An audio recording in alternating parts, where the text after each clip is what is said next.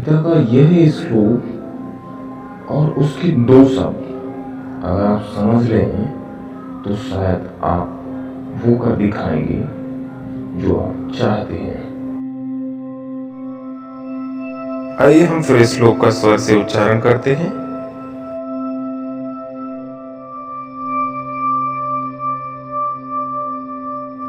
योगस्थः कुरु कर्माणि संगं त्यक्त्वा धनंजय सिद्धि सिद्धिः समो भूत्वा समत्वं योगे उच्यते। अर्थात हे अर्जुन, योग में स्थित रहते हुए सफलता और असफलता की आसक्ति को त्याग कर संपूर्ण भाव से समभाव होकर कर्म करो। यही समता की भावना को योग कहते हैं। यह एक शब्द है योगस्थ। तो पहले इस शब्द को समझ लेते हैं ताकि मैं उन दो शब्दों की बात कर सकूं जहां मैंने बताया था स्टार्टिंग में। तो आइए इसके बारे में जान लेते हैं। योग अर्थात जो मन एवं शरीर के बीच सामंजस्य स्थापित करता है। योग की उत्पत्ति संस्कृत शब्द की युज से हुई है, जिसका अर्थ है जोड़ना। योग शब्द के दो अर्थ हैं, दोनों ही महत्वपूर्ण हैं। पहला योग यानी कि जुड़ना और दूसरा यानी कि समाधि। तो हम जब तक स्वयं से जुड़ नहीं जाते हैं तो समाधि तक पहुंचने में कठिनाई होती है। जब हम स्वयं से जुड़ जाते हैं तो समाधि तक पहुंचने में समय नहीं लगता। तो सीधा सा मतलब है इसका। तो फिर आइए हम चलते हैं उन्हीं शब्दों पे जो मैंने पहले शुरुआत में बात की थी, सिद्धि और असिद्धि। पहला है सिद्धि और दूसरा है असिद्धि। सिद्धि यानी कि सफलता और असिद्धि यानी कि असफलता।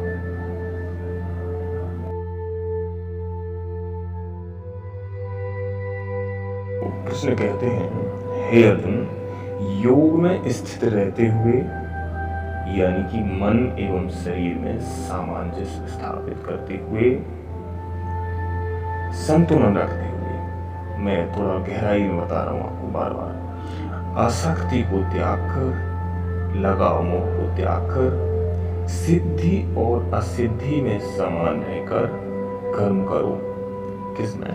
सिद्धि और असिद्धि में, सफलता और असफलता में समान रहकर कर्म करो।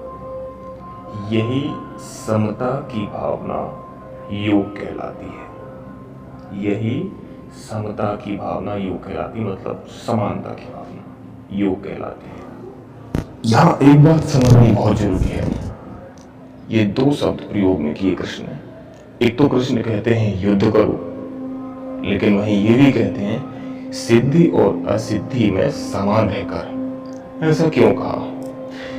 कृष्ण की बात बड़े बड़े वैज्ञानिक आधार रखती है। तो गीता पढ़ना तो आसान है, लेकिन उसे तार्किक बुद्धि से समझना थोड़ा सा कठिन है। तो ये समझ लेते हैं कि कृष्ण ने ऐसा क्यों कहा कि तू सिद्धि और असिद्धि दोनों को त्याग कर या दोनों में समान रहकर कर्म कर। यह सोचिए, कृष्ण ने क्यों नहीं कहा कि हे अर्जुन तू सिर्फ ये सोच कि युद्ध में तेरी विजय होगी। इतना सकारात्मक क्यों नहीं बोला?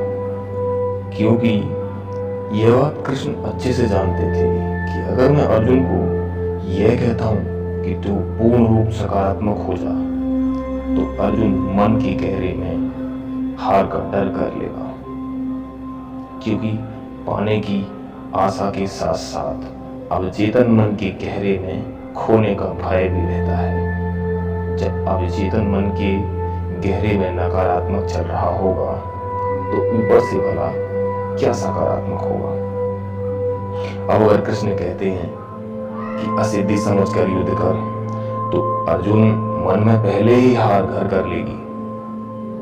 अर्जुन के मन में पहले ही हार घर कर लेगी और अर्जुन सारा युद्ध हार मानकर करेगा, जिसमें हार सुनिश्चित है। उनके साथ भगवान कृष्ण थे, वो बात अलग है। दोनों अर्थों में कृष्ण कहते हैं तुम अगर कर्म को हार और जीत, सफलता और असफलता दोनों में समान होकर कर्म करो और इसे समता की भावना को योग कहते हैं।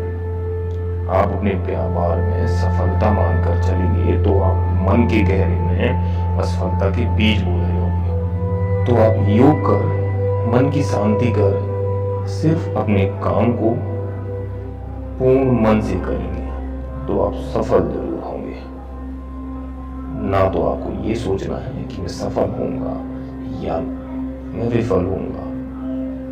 दोनों में समान रहकर कर्म करो। धन्यवाद।